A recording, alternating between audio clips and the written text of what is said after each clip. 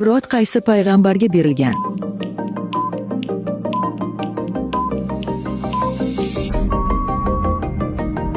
To'g'ri javob: Muso alayhissalomga. Payg'ambarimiz ilk tijorat safarini qayerga qilganlar?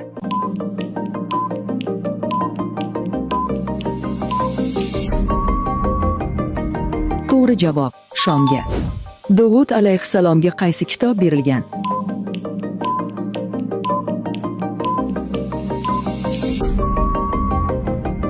To'g'ri javob: Zabur. Qur'onda eng ko'p oyat qaysi qavm haqida?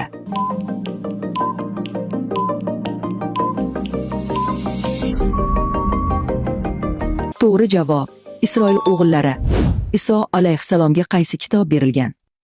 Bu savolga javobni kommentariyaga yozib qo'ying. Ilk hijrat qayerga bo'lgan?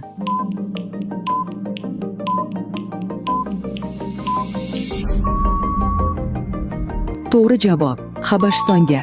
Yusuf alayhissalom qayerlik bo'ladilar?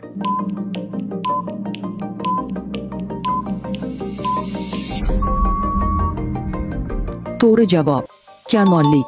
Baytul Maqdis qayerda joylashgan?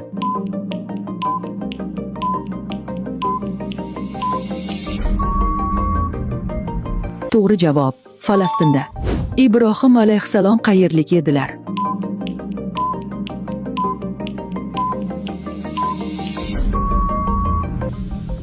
To'g'ri javob: Iroqlik.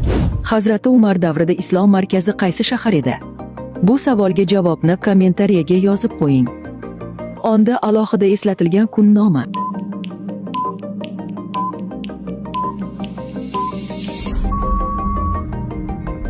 To'g'ri javob: Qiyomat kuni. Eng qisqa sura qaysi?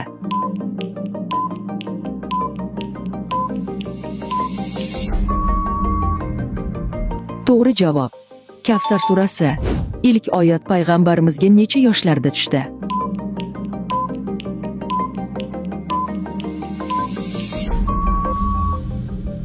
To'g'ri javob: 40 yoshda. Qaysi sura chumoli degan ma'noni bildiradi?